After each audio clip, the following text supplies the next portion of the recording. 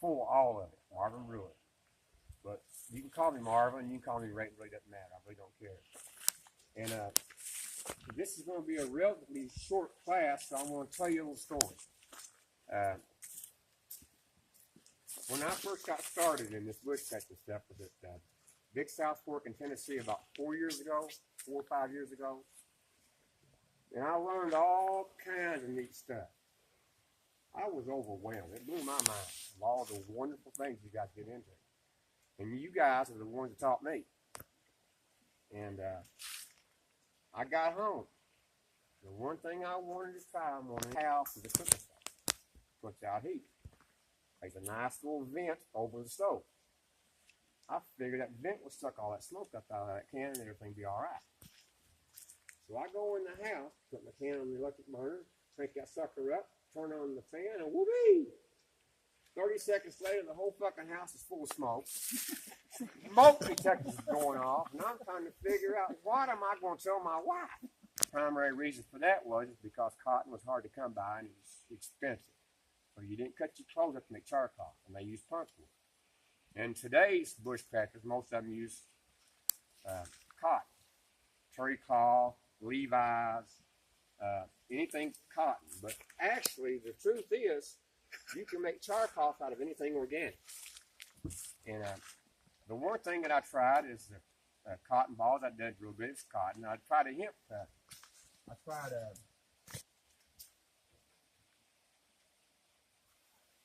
in the can lids to let the gases escape. And what I found is that on these Altoid cans, they got that hinge covered, and that's enough space to let the smoke out. So I didn't put any holes in these cans. But Coyote gave me a can of some glue that he had made, some Indian glue that was in a metal can. There was a hole punch in it, but he had to because it was a sealed can to kind of press on.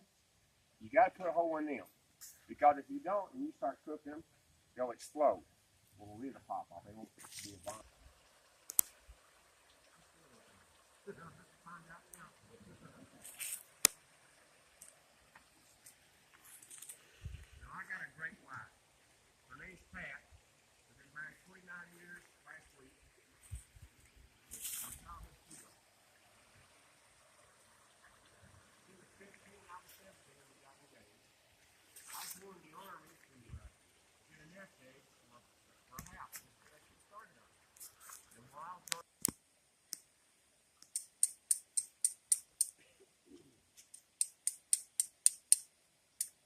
Howdy, my eyes ain't working too good. You want to strike this for us? Sure. Strike off a sandstone. That's pretty serious, now. He gave me the piece of sandstone. I've been practicing on it. Get us on. I believe a man strikes spark off them pine cones you stop it. I really believe. You guys are the ones that taught me, and I don't mean to say anything bad, but I'm just trying to repeat what you taught me, and I hope I did a good job.